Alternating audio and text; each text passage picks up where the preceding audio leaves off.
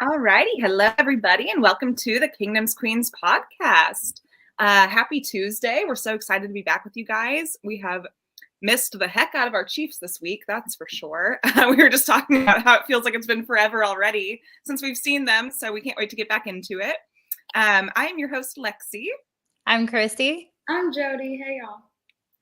All right, so yeah, it's been forever since we talked about Chiefs football, but we're in the playoffs finally. Can't be mad that we didn't get to talk at all about Chiefs. Definitely a blessing in disguise, right? Right. We missed them. But it is playoff football, and there were a lot of good games this weekend. I mean, it's finally down to the crunch. It's the best of the best playing football right now. It was definitely a super wild card weekend. Yeah, it really was. Like, what in the world? So yeah, let's get into it. What were you guys' games of the week that you thought were spicy? Well, I'm gonna go over the Bills-Dolphins game. I mean, it was one of the big comeback games. Didn't end in the comeback that it could have potentially ended in, but Bills were up 17-0. And I mean, the Bills were playing Casey Kidd, Skylar Thompson. So considering everything he had up against him, I really thought Skylar did about as good as he could have done. He threw some dimes during that game too, which his receivers continuously dropped. So that was kind of frustrating to see. Like, I thought he was giving it his all, and you want the kid to succeed, and dropped passes after dropped pass. So it was their third matchup this year, division game. We all know division games are crazy. So the big story of this game was really Josh Allen having 3 turnovers in the game, which is becoming a trend, you guys. He had 2 interceptions and a fumble that was returned for a touchdown. So Josh Allen, yes, he is a fantastic quarterback and he has a fantastic talent, but he is becoming Mr. Dependable when it comes to turning the ball over, especially in key situations. So that's just, not so great for Bills fans, I'm sure, but for the rest of us, great. I will say the Dolphins did sack Josh Allen 7 times, which is not something that is easy to do, because he uses his legs to get out of sticky situations really well. So for them to have sacked him 7 times is a huge feat. So another thing for this game, just real quick, was I really feel like Miami probably would have come away with that game if they had some clock management, because good Lord, the number of delay of games that they had, the number of late substitutions that they had, the 2-minute drive at the end of the game, like the last part of the game where they're trying to come back and win, and they like stood in a huddle twice for like 20 or 30 seconds and wasted so much time when they didn't have timeouts. Yeah. And it was actually really poor clock management on like both Sean McDermott and that too. Like, I actually feel like that was the theme of the weekend. It really was. Terrible. Yeah. You're not wrong. I don't know. It was just, I felt, and the one last thing about Miami that I'll say is I felt like they were putting too much on Skylar. I thought that they kept trying to throw these like 15+ yard plays down the field.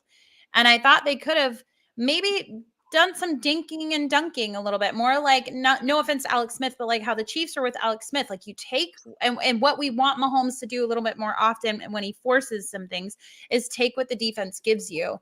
And I feel like they were constantly just trying to push the ball down the field, take big chunks instead of taking what was there.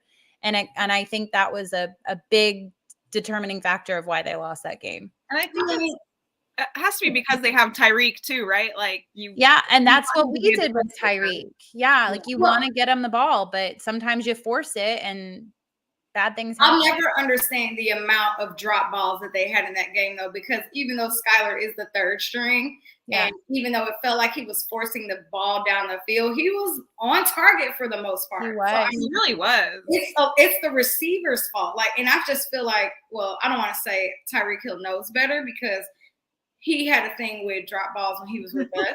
They're catching with their chest. They're not catching with their hands. Absolutely. It's like they're waiting for the ball to come into their chest, and then they're trying to right. Like, that's just not how you catch football. No, it's not. Like, or how you play defense for that. Right. But no, and Tyreek Hill has played in cold weather. So that's not an excuse for him either. So. And it's not like they haven't played in cold weather this season. So like them wanting to use like, oh, the ball was cold. I'm like, well, was it as cold as it was when was it negative something degrees? No. Yeah. So I don't know what the deal was, but I agree with you. It was just something was off, but something was off that entire game for both teams. Like, yeah, my friend asked me, he was like, so because I called the Jags game. I'm really proud of that. But he was like, so what are your thoughts on the Bills game? I'm like, I don't know. I said, I'm not saying the Bills are losing. I just have a weird feeling about how that game's going to go. And it was definitely a weird game. Rightfully so. Yeah. Yeah, it was just a weird game. Like, I don't know what, but the vibes were just off. Like, the vibes were off. Yeah, it was weird. It lasted for like 4 hours on top of that. It was so long. I was like, this game is still on. Like, we were wanting to watch the Vikings-Giants game. We have to push that game back 20 minutes because I don't know. Yeah, it was just weird, but yeah, ultimately the Bills won, right? So they did 34-31. That's how it goes, right? So any given Sunday or Saturday. So I'm going to discuss the Jags and Chargers game, and it was both of their first playoff games in a long time. Both with their promised princes, right? With the hair. Battle of the blondes, battle of the Pantene commercials. So it started off really, really, really in the Chargers' favor. I mean, Trevor Lawrence threw 3 picks in the first quarter. It was like every other play. I was like, I don't even want him to throw the ball anymore. Like, I was just like, I know this isn't him, but like, I was like, I don't even want him to throw the ball. And it's not like they were on the Jags or the Chargers side of the field either. It's like they were backed up in their own, it was like their own red zone. Yeah. Throw after throw. It was just right to them. Yeah. I don't know what the heck happened to him. I don't know if it was just a lapse of judgment. I don't know if it's play calling or a bit of both. But something was just really off for them in the first half. And then, finally at the end of the first half, the Jags got a drive going and they made some really nice plays and ended up with a touchdown. But the Chargers were once up 27-0. Yeah. And that is the third biggest comeback in NFL playoffs we've ever had. Now, I will say it's second, sadly, to our Chiefs in 20. Like, unfortunately, we're in there. Of course, we're in there against the stupid Colts. That's just how it goes for us, right? Against that team.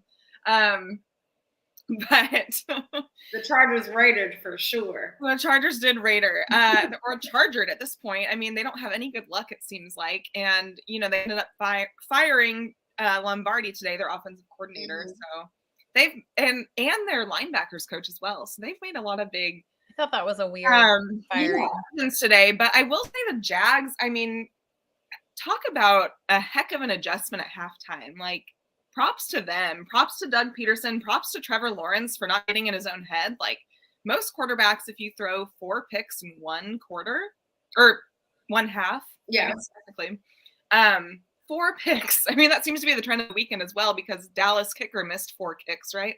4 extra points. Like 4 is like the trend of the weekend. I don't know why. My mom needed those kicks to move on in fantasy. Oh no! Oh no! Sorry, Mom. I've already lost all of my leagues.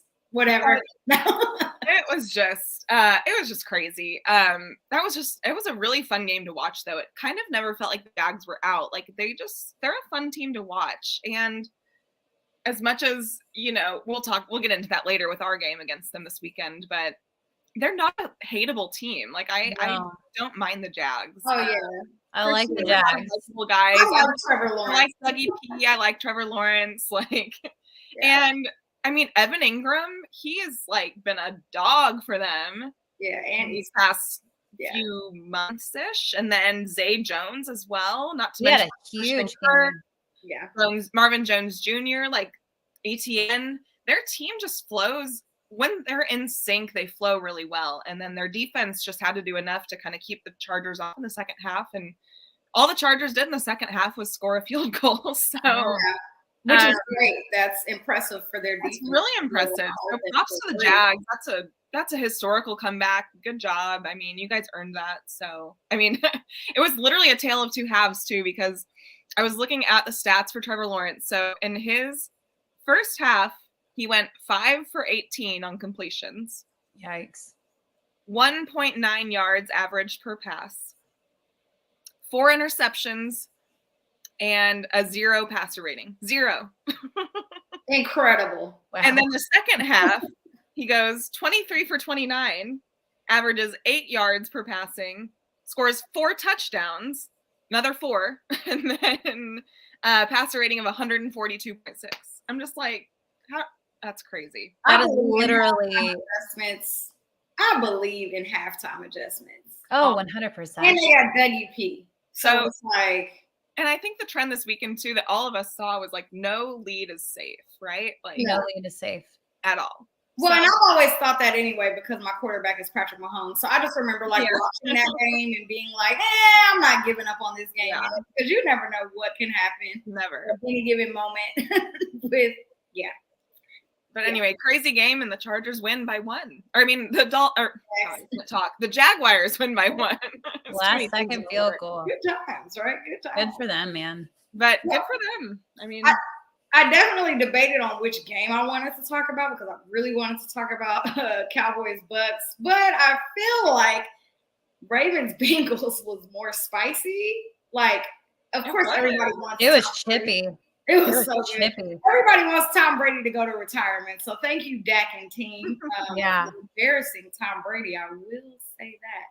But this Ravens-Bengals game was really good. And I think, you got to love a division rivalry for sure. Like, it was so good.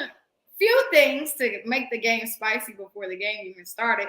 Lamar did not travel to Cincinnati. And I know Lamar has been out for a few weeks now, and the Ravens are like, it's okay. We're just saving him to be better. We're saving him for the playoffs. We want him to be 100% healthy. So when the playoffs get here, he can be Lamar Jackson, who is amazing, by the way. Well, he didn't even travel. And before I get into the game, just even after the game, Lamar Jackson tweeted out something like real, like break up with your girlfriend-ish, like break up with your boyfriend, like you better learn to take care of the people who are there for you because if not, da-da-da. And I was just like, woo, spicy. I loved it. But I bet Harbaugh has no idea about that either. Man. He didn't talk about he's like, I'm not aware of the tweet of him talking about his injury. Sure. Okay. Yeah, no, the game was interesting. So, again, Huntley did start. The Ravens didn't really know that he was going to start the game either because he was also battling with an injury. So, he did start the game. There's a ton of frustration right now around Greg Roman and their head coach who are also awful. But I do want to say Raekwon Smith is worth every single penny that he was given because he is great and he's impressive. I think the biggest thing of this game, which I'm not going to talk about all the details of the game, but the biggest thing was the goal line stand. They couldn't understand why they did a quarterback sneak from the 2. But if you're going to do a quarterback sneak, why are we going up? Like, why are we jumping versus actually doing what a quarterback sneak is? He was trying to do the, like, Mahomes dive thing, and it just Or, like, Trevor Lawrence did his, but he was a 1 yard out, like. It was, like, from the 2.5, which is why everybody has so much confusion. And then it's like, if you're going to do that, you have to, like, truly secure the ball. Like, you got to, like, truly, like, everyone had tons of frustration. I just remember watching and being like, they did not just do that. They did not. And he was so convinced he broke the plane, and it's like, sir, you were a good yard and a half out. And I'm just like, why aren't you trusting your running backs here? Right. Like, what are we doing? Like, why are we not trusting our running backs who've been running all over the Bengals the whole entire game? Like, what made us decide to call that play call? Which is why I see why they hate Greg Roman so much, because I would be equally as I was so frustrated, and this is not my team at all. But anyway, let's get into some stats. Sam Hubbard was a dog. He took that interception, and this man ran 98 yards back. Yeah, he must have Colin Saunders speed, man. With how fast that guy was going, no one could catch him. Quick out there. He's quick. He's a little quick out there, but we're quick. That was definitely the momentum changer of that game, because the Ravens were winning at that point, getting ready to go up another touchdown. So that is the momentum shift of the game. But I want to call out a few stats that I thought were interesting. They only held Mixon to 39 yards. Hayden Hurst, who was really good, he had 45. Chase, of course, he's always going to ball out. He went 9 for 84, 1 touchdown. Demarcus Robinson, pass chief. Like, I was watching this game and I was like, Jesus, I'm so proud. I was like, there's so many pass Chiefs players on this team. I know. It's so weird. Marcus Peterson, Demarcus Robinson, Sammy Watkins. I was like, this is like a baby Chiefs team. That was weird, right? Yeah, I was like, I get it. Like, hey, y'all, like, old alert for real. But Demarcus Robinson only had 2 catches, but those 2 catches were very impactful. He had 49 yards. Mark Andrews, which one of the best tight ends. He's been fantastic. He was so good. He almost caught Sam Hubbard on that return too. Yeah, right. I was like, oh my God. Okay, Steve. Now I don't know if Travis Kelce could do that. So I don't know. Isn't D-Rob supposed to be like really fast? Like, where was he? He was probably on the sideline. He was probably on the sideline. What the heck is happening right now? I was like, he was part of the, the Legion of Zoom. Like, where was he? Right, what's going on, right? But Mark Andrews went 5 for 73. Justin Houston had a big sack. There were a lot of sacks in this game on both sides of the ball, just to be specific. But of course, I'm going to call out an old and Cincinnati lost more O linemen, which is not good for them.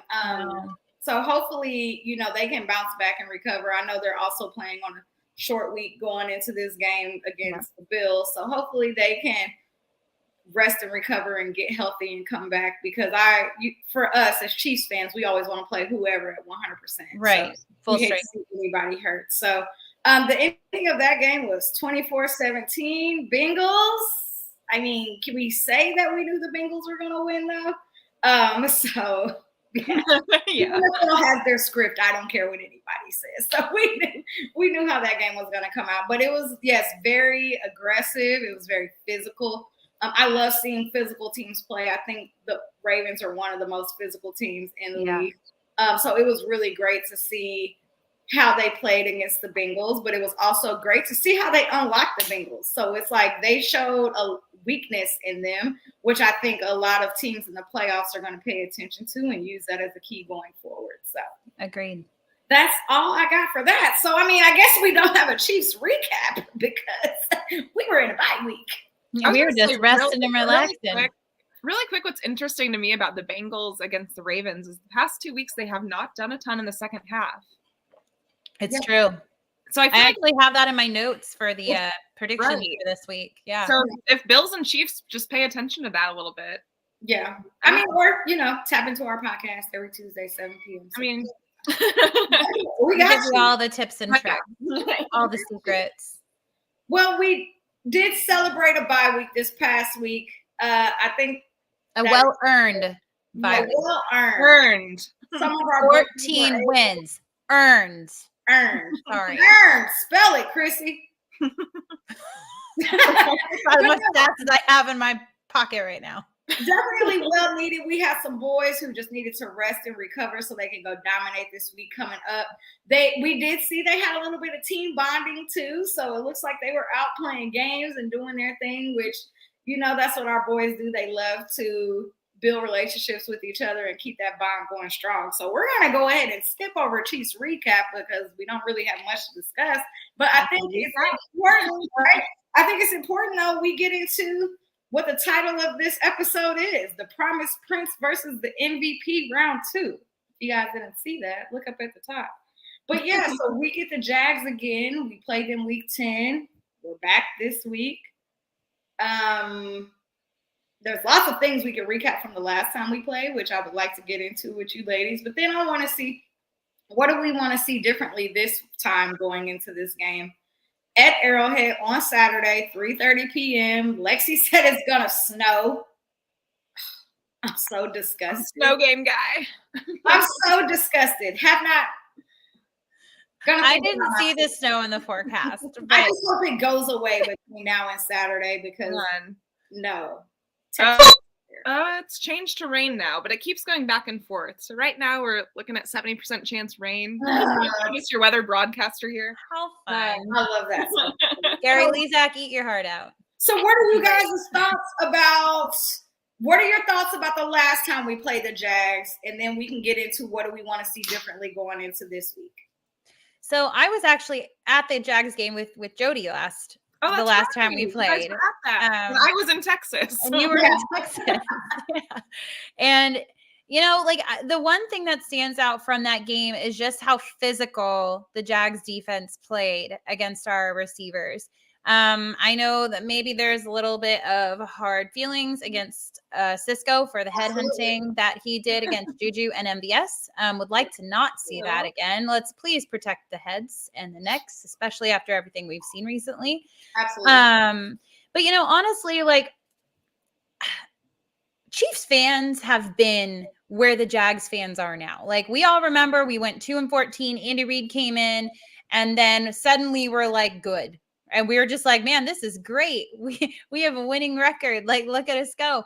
And I've been communicating with a lot of Jags fans the last couple of days. And, for the fans anyway, this is all gravy. They're just happy to be here because it's been a nightmare for them the last few years. How many years now? So this is 2017. Yeah. Okay. So like the pressure really is all on the Chiefs right now. There's not a lot of pressure on the Jags. Like, hey, you made it to the playoffs.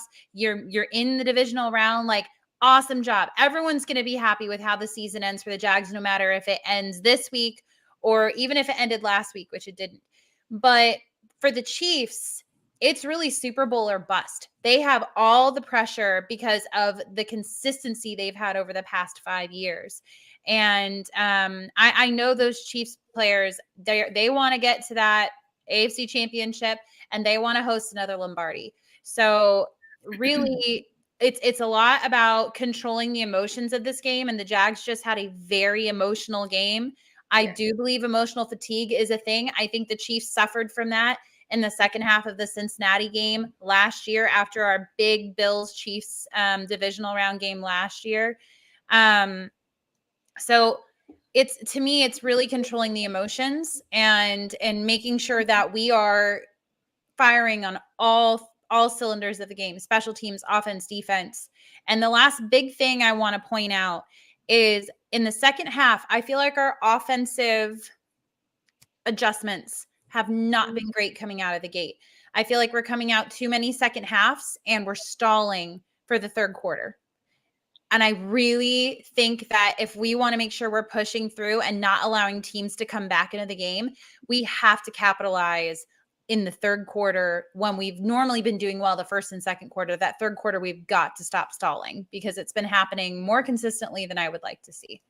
So third quarters have been really weird for us. I agree. Yeah. And they used to be so dominant. So it's just kind of weird. You're completely right on that. I do think, like you said, like with the Chiefs, as long as we have Mahomes and especially like with Andy Reid and Travis, like they're going to expect Super Bowls and that's what they expect. And I feel like even the guys joining our team, like the Carlos Dunlaps and the Justin Reeds and those guys, like they're all expecting to come in here and have a chance at a Super Bowl. So I hope they go in with that mindset, like knowing they finally have that chance. And really just playing their hearts out because that's what's different. And I feel like it's the same with the Bengals and the Bills too. And I feel like all three franchises are really expecting a Super Bowl this season, and it really could go either three-way. Now, if the Jaguars get it, that would be kudos to them, man. That would be such a crazy upset.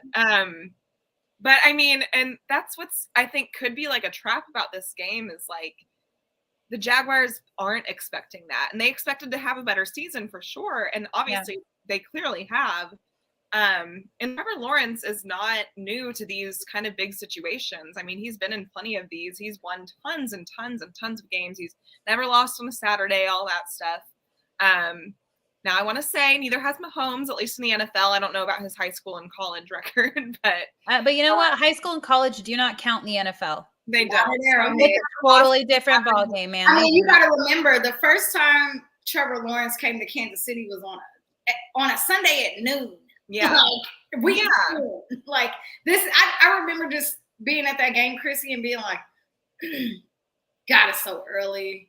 I feel like the stadium was like great, but we're not used to those noon games anymore. Yeah, we hadn't had a noon game. Not the normal. It was like not regular Arrowhead. No. I was like, okay, this is cute.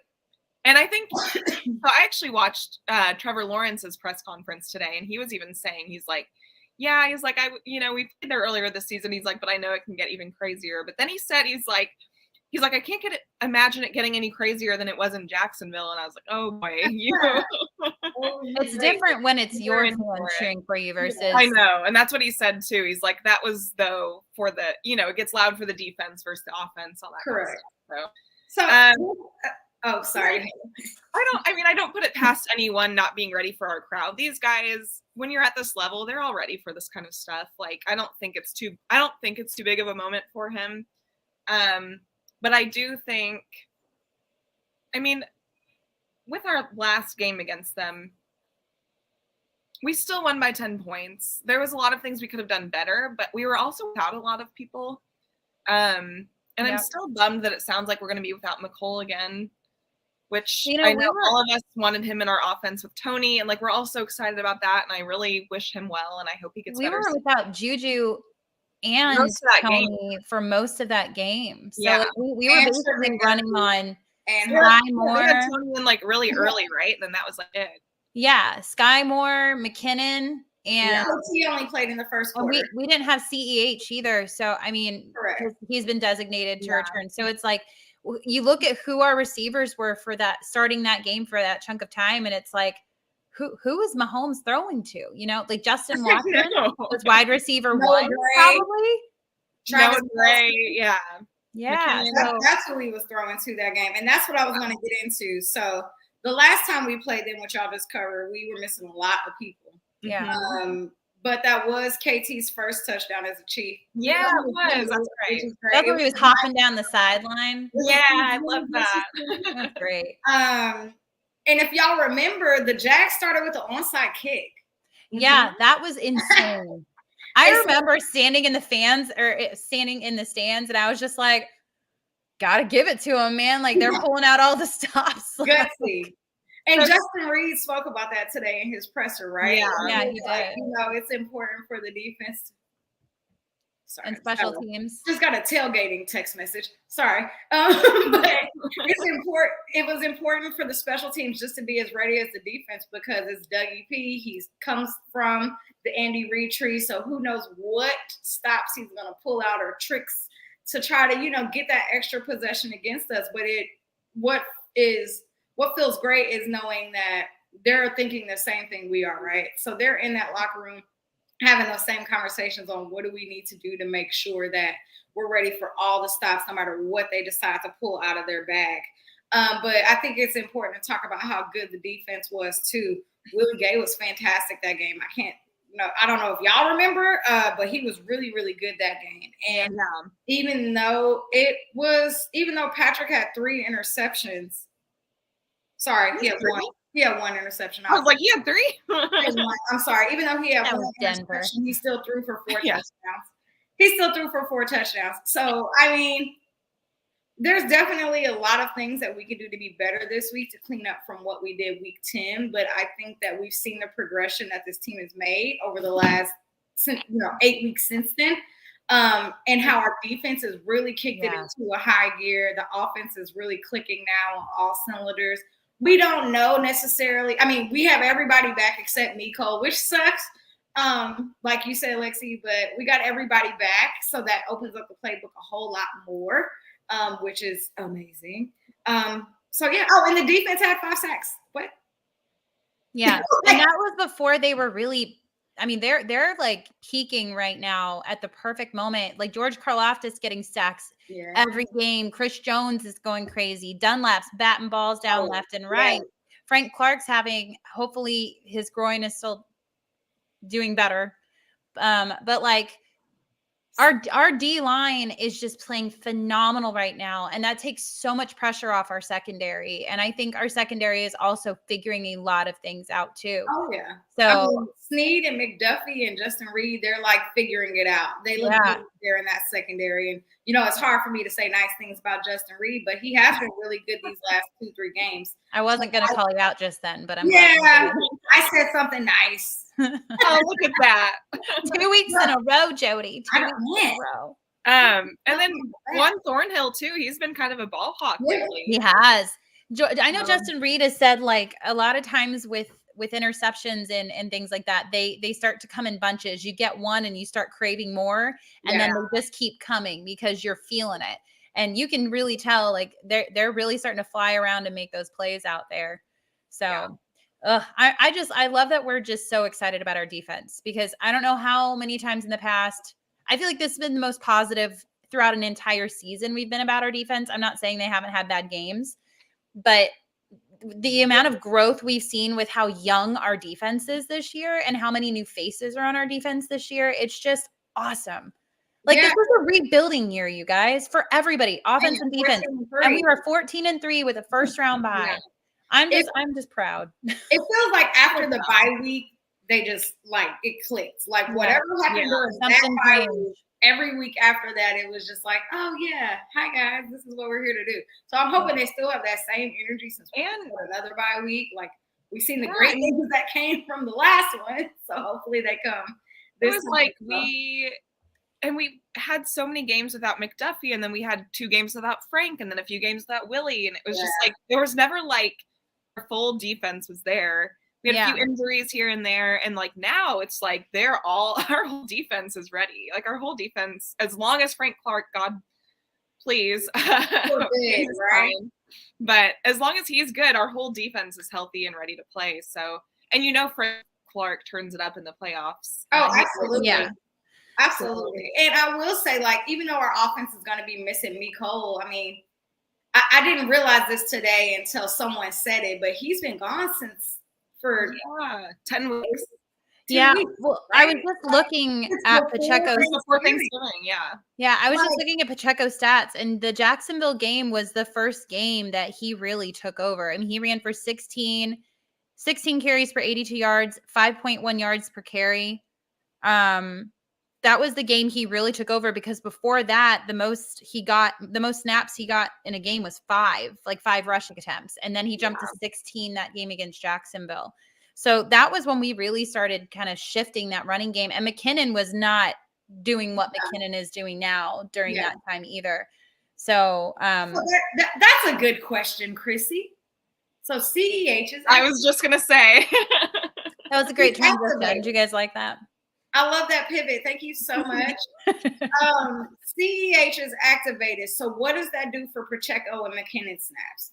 I don't think it should change them at all. If it's not broken, don't fix it, right? The only thing I can see is maybe giving CEH maybe some red zone targets. He was doing great with red zone. He was fantastic.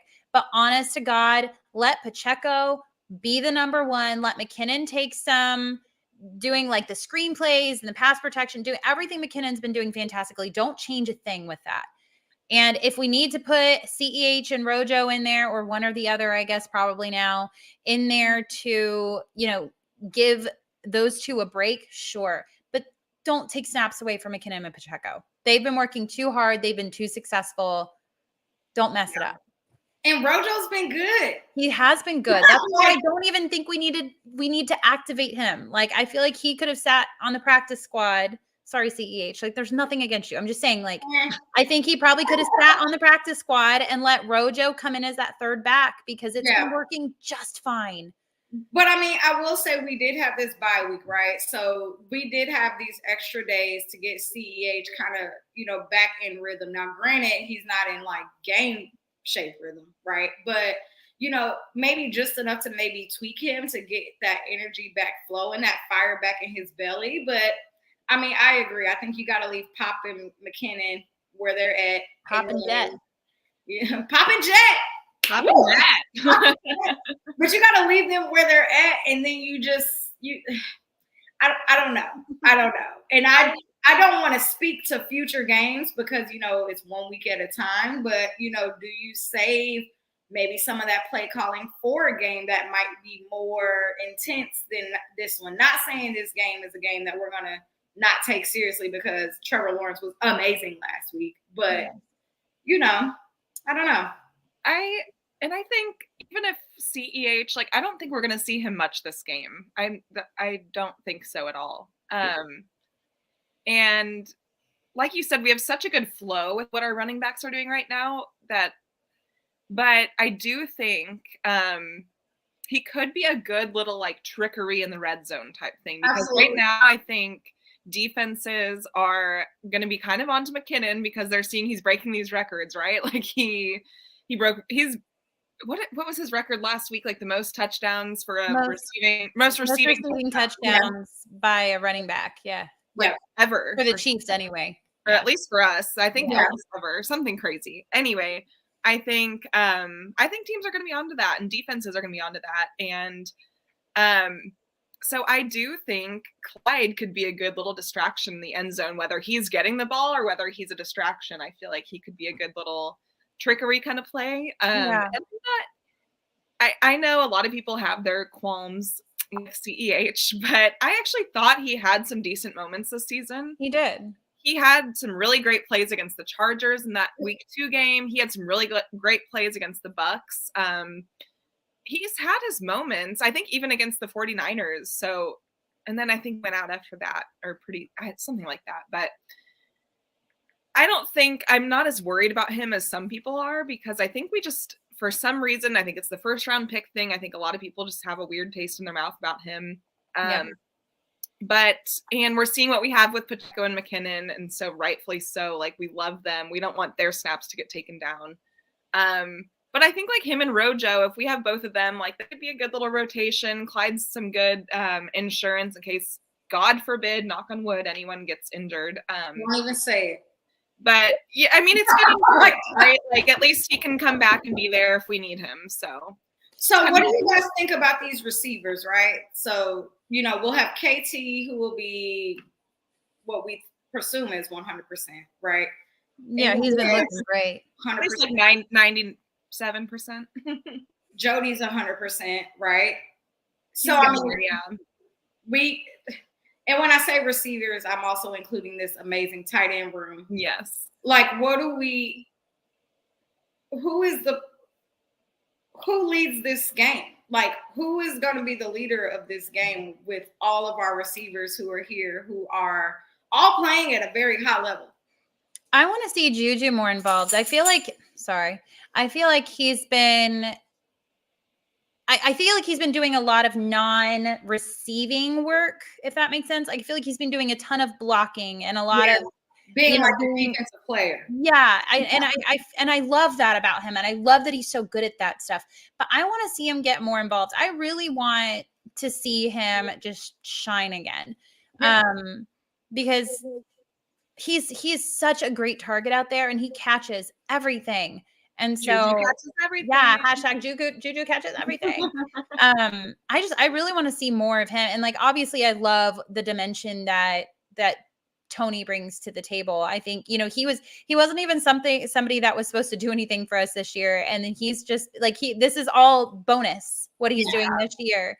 And I love seeing him out there. And I want to see MBS make some good connections with catching on the first time, MBS. Yeah, down the field because he's always so close. Yeah. And it's we'll miss one and then we'll miss one. And I know that was a problem he had in Green Bay, but gosh darn it, get it together, please. Yeah. He needs some yellow gloves, maybe. Yeah, some yellow gloves. I think it's funny that people still want to discount our offense after Patrick literally has broken records this season, of his own, of other people. I mean, I don't get how, I mean, I know our wide receiver core isn't like the most flashy, right? But I feel like they've made everything work really well. And that goes into our tight ends, our wide receivers, and our running backs. And that's with McKinnon, that's with Kelsey, that's with Noah Gray, that's with all of them. But I do feel like our offense has been very interesting the past few weeks.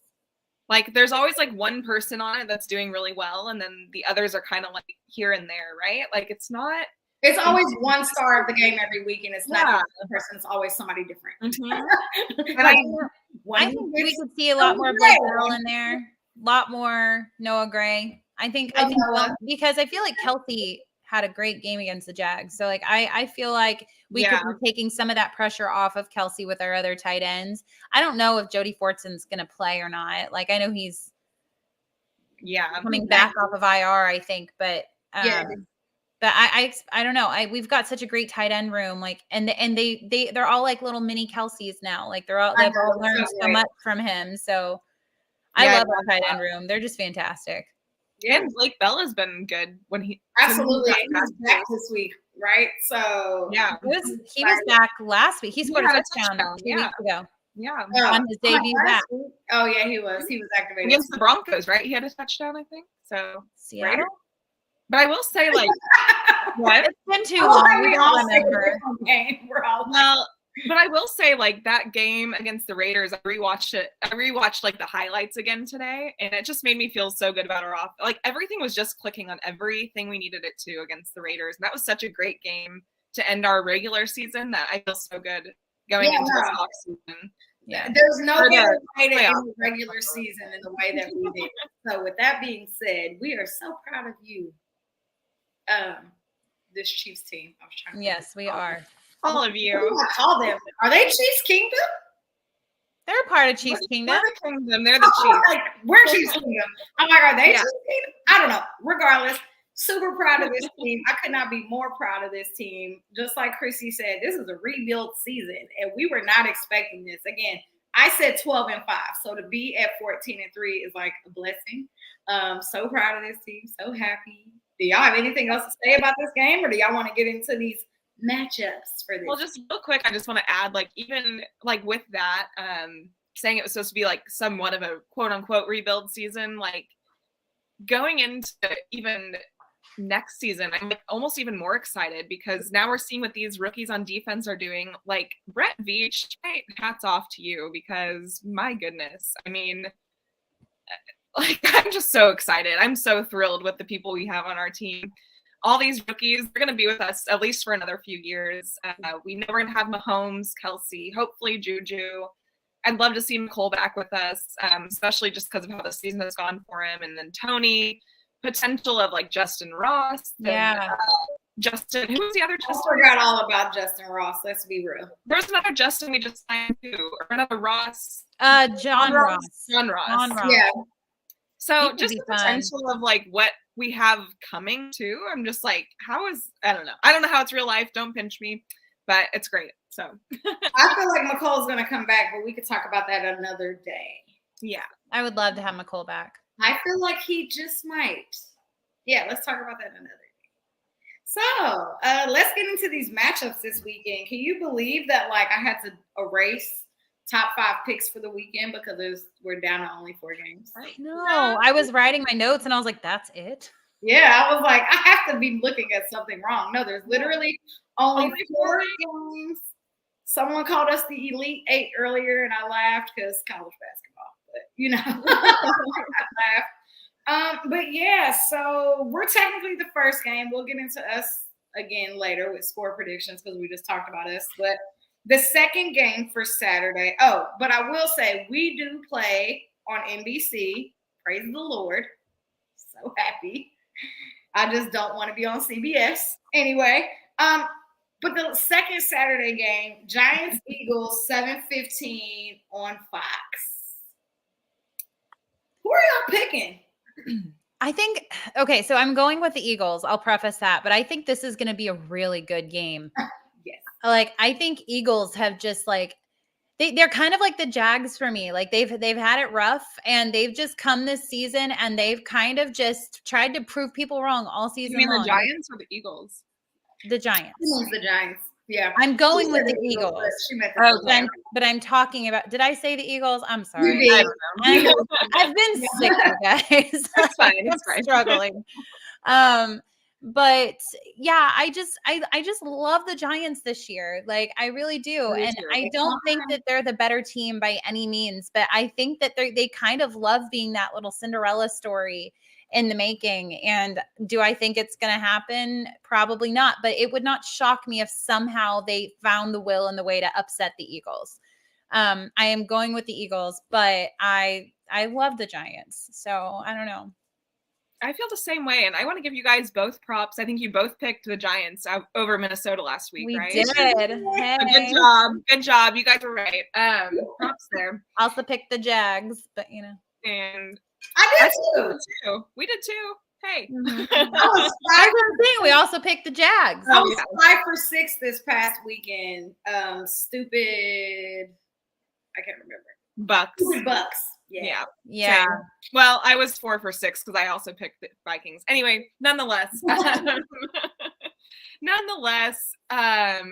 think I'm with you, Chrissy. I love what the Giants have going this season. I feel like they could be that kind of like Cincinnati Bengals Cinderella story from last year. Like they kind of have that same vibe kind of going. I really like Dable for them. I think he's made them disciplined. He's completely flipped the vibe there. Yeah. And Daniel Jones too, like, holy crap, he looked like one of the best quarterbacks all weekend. Like that clean game he played. That was just fun to watch. I actually think he was my best quarterback of last week. And like I said that last night, I thought about it, and I think he was the most impressive out of everybody. He was really good. Like Dak was really good, yeah, but I was most impressed with Yeah, I agree. He played flawless football, not to mention like his running and his Vanilla Vic, they call him, whatever. So I've upgraded him to Danny Dollar now. Danny Dollar. He's Danny Dollar now. But I think the Eagles are going to win. And I kind of want them to win because I'm still holding out for a Kelsey Super Bowl. So I know, me too. I think I have to go with them, but I think it's going to be a really good game. A division game is always insane. But so many division games. I'm going Eagles, but so many, definitely could be an upset. So I'm going Eagles as well, but I would not be surprised if the Giants did win. I do want to call out really, really quickly. There are 3 NFC East teams in the playoffs. Still in. That's crazy. No one saw that coming. Remember when they thought that was going to be the AFC West many weeks ago? Many months ago. Oh, yeah. Russell Wilson and Derek Carr and Justin Herbert were supposed to be good. They all stink. Anyway, I'm also going Eagles as well. And I actually debated back and forth on this one for a while because Saquon is just really good. He's so fun to watch. Really good. And he does not miss leg day. And those 2 plus Danny Dollar, they are balling right now. They are clicking. They are rolling on like all high cylinders. Like they're if it was a home game for the Giants, I think they would win. So that's my thought on that. So now we go to Sunday, the game we're most interested for. Bengals at Bills, 3 p.m. CBS. This game is really difficult, and I'm sure you guys I don't know. Here's my 2 big things, and we brought up one of them earlier. Buffalo, their 2 big problems are turnovers right now, and they have 3 problems. I'm gonna give them 3 turnovers. They cannot stop the run, and their offense has been stalling in the second half. And penalties too. Okay, 4. but they have Sheffers, so I'm not including penalties. Okay. Now Cincinnati's 2 big problems. They cannot stop the run. No.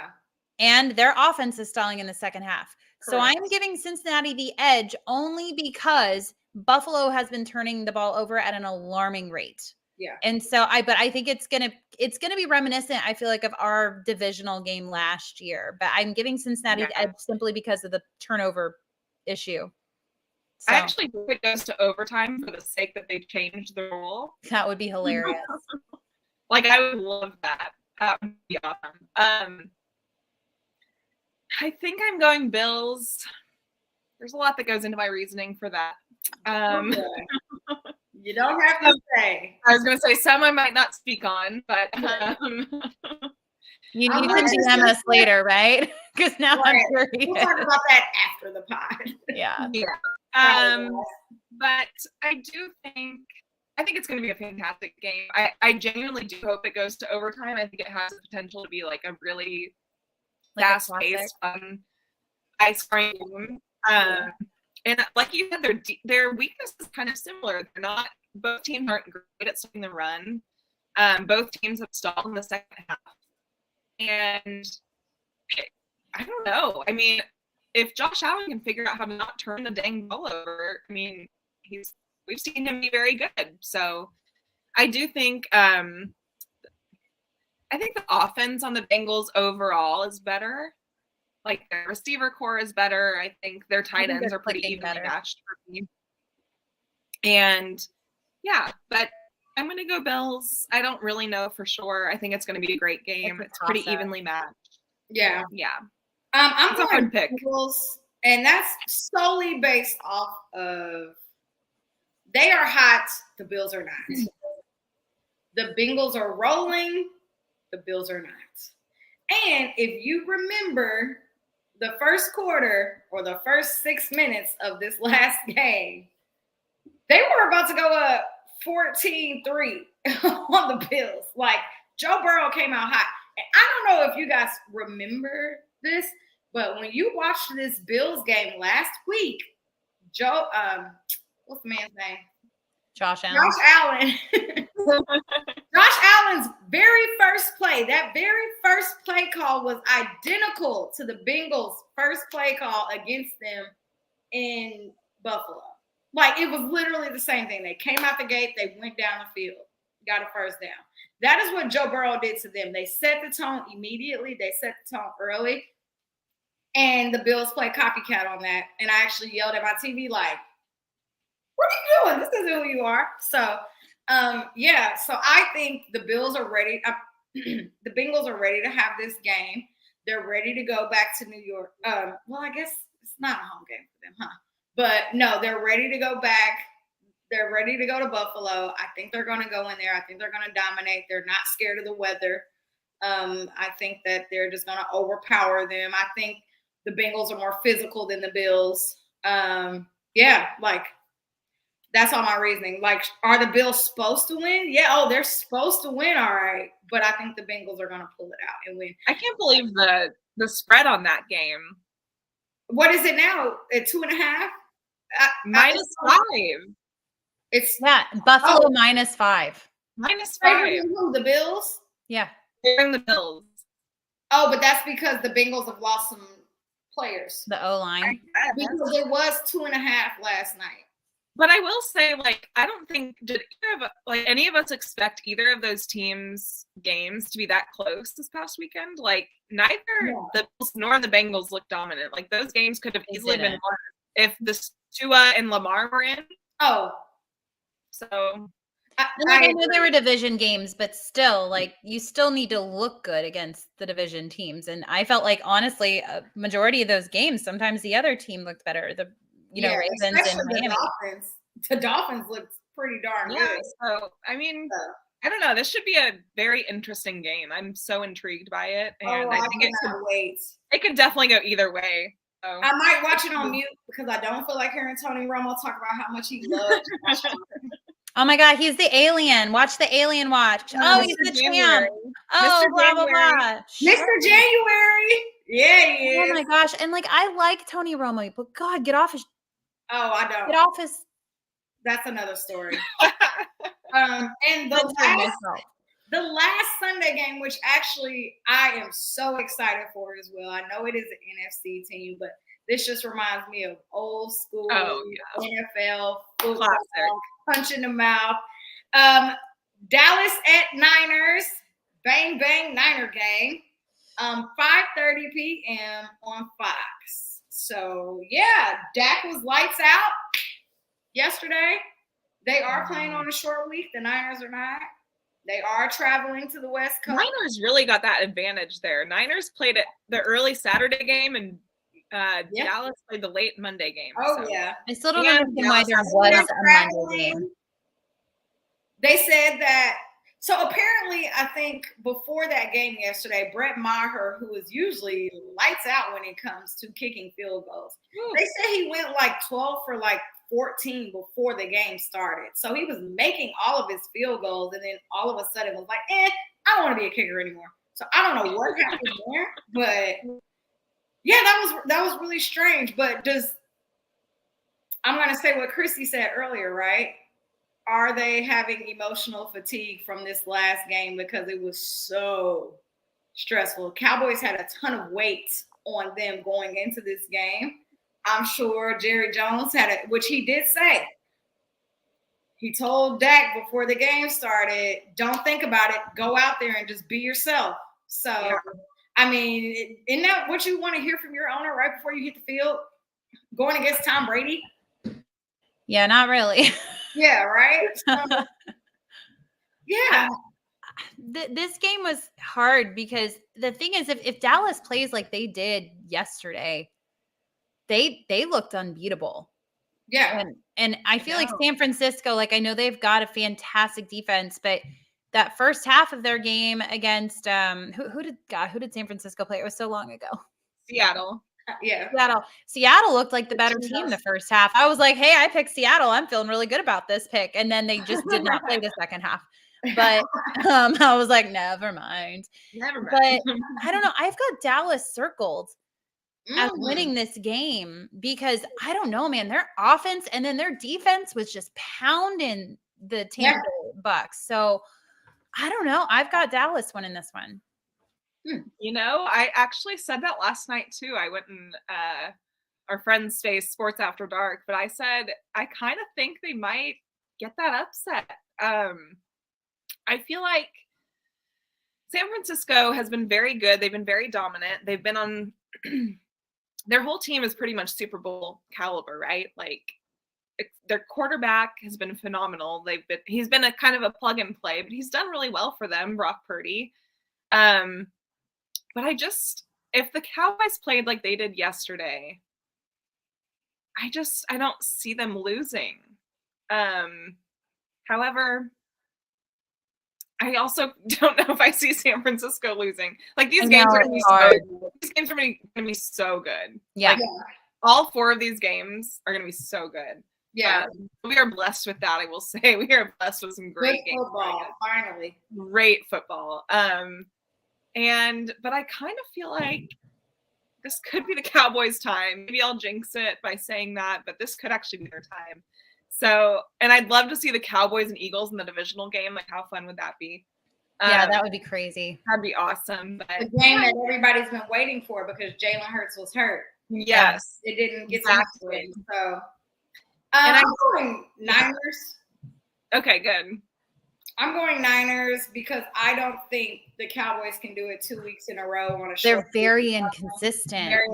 Very inconsistent. And I don't take away my Dak slander because I still don't think he knows how to play under pressure. Yesterday, he never had to play from behind.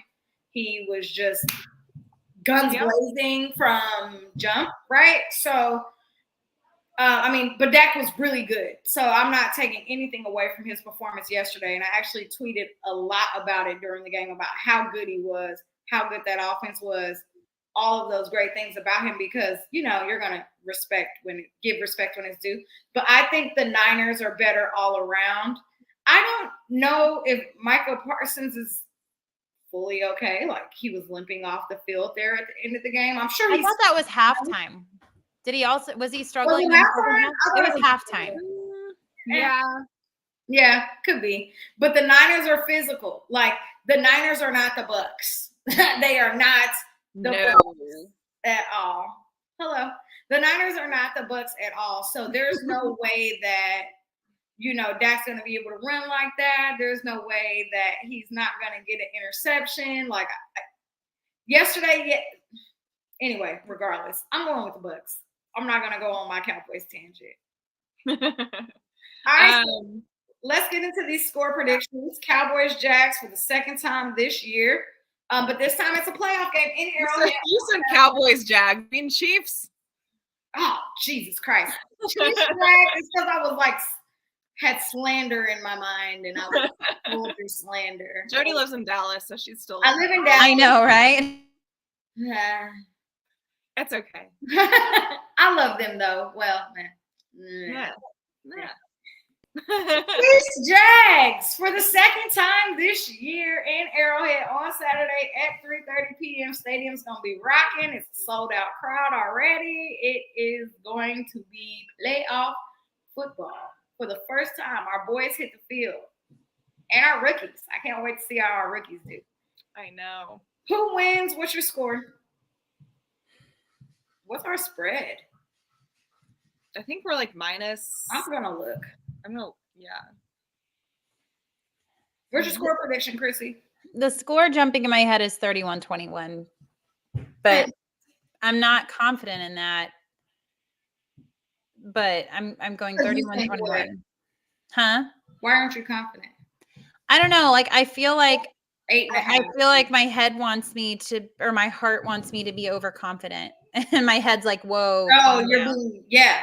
Go with your heart, go with your head, not your heart. With my head. So my head's saying 31-21. I won't tell you what my heart is saying. We're the favorited by 8.5 points now. Yeah, and the over is 51.5. I do think it'll be more of a high scoring game because I think our offenses are going to roll a bit. Obviously I have the Jaguars. No, I'm just kidding. Obviously I have the Chiefs. Give me, what am I feeling? 33-27. 33-27. That's Take fine. that. I think it's going to be like within a score. Huh, okay. I have the Chiefs winning 34-21. Okay, so that was, my head was saying, my heart was saying 35-21, but I didn't want to be that person. So and I actually went back and forth. I originally said like 37-24. And I was like, 34. 21, because I do think the Jags are going to put points on the board, but I think our defense is a lot more solid right now than it was week 10. Mm-hmm. So I think our defense is going to ball out. I think Trevor Lawrence is going to be on the ground. I think there's going to be a few fumbles. And I'm not even being cocky. This is just what I actually think is going to happen. Yeah. But, I mean, I think their defense is good enough. I think Patrick might be on the ground too. So let's hope not. He goes both ways. I know I shouldn't say that. I don't want my quarterback on the ground. But, yeah, 34-21. Maybe like once or twice, but yeah. Just to keep him honest. Yeah, you got to keep him honest. So 34-21 is what I think. And I just know MVS wants his revenge on Cisco. He was like the most outspoken about that. He really was. You said the points were 41 and a half? 51 and a half. Oh, well, yeah, I'm right on track then. Yeah. Cool. Okay. We're all pretty on track with that. So I'm on track with that because I do think it'll be high scoring. Yeah. Yeah. And I honestly think it might come within 10, even though, remember, they did have that garbage time touchdown last time. See, that's what I'm worried about. It might be like the garbage time thing, but all we can do is hope that we see this bye week Andy Reid. He is also, I think we saw that stat today, he's like 4-0 versus people that came from his tree in the playoffs. So we're just gonna go in with good vibes. Jody's gonna be there and cheer loud and proud for us. Oh yeah. We're hoping for a little bit of a snow game because that's gonna throw these Florida boys off. I'd rather snow than rain. I would rather neither. Just sunshine or neither. Sunshine and daisies. And no wind. But it should be a great game. Our teams are gonna give us. I mean, it's a good matchup. I actually like this matchup. So I do too. I like it a lot. Yeah. Okay, well, cool. Well, that's all I have. Chrissy, Lexi, I don't have anything else on my outline. I don't think so. I think that's it. So, well, next week will be fun. Go playoffs. I can't wait for Chiefs playoff football. It's the best time of year. Yeah, I will give you guys one last stat as I close us out. Among the 8 starting quarterbacks left in the playoffs, Mahomes is the only one who has won a Super Bowl. and he is the only one who has been to multiple Super Bowls. So somehow our quarterback is the most experienced, and I think he has the most playoff games by 4 as well. Yeah. So Correct. yeah, so he has 8, and I think the next closest is 4. So this it's just crazy with it that our quarterback, he's 27 years old, and he has the most playoff experience out of everyone in this in the playoffs this year. So that's just crazy. I just wanted to throw that out there real quick. But as always, guys, it has been a very quick season. We're already in the divisional round of the playoffs. We appreciate all the support you've shown our show each and every week. Please follow us on Twitter at Kingdoms Queens so you can find every place that you can watch us. Our shows always go live at 7 p.m. Central Time on Tuesdays, and then they are always on Apple and Spotify or anywhere else you can catch your podcast the next day. So as Patrick Mahomes said, the Jags have been in playoff mode for the last month or so. So everything about this game is just matching that energy and exceeding it. So you know what, Chiefs Kingdom, bring the energy, bring that playoff energy, and show the Jags that what they experienced last time at Arrowhead is nothing compared to what they are going to hear and feel this week. So until next time, guys, the Queens have spoken. Bye.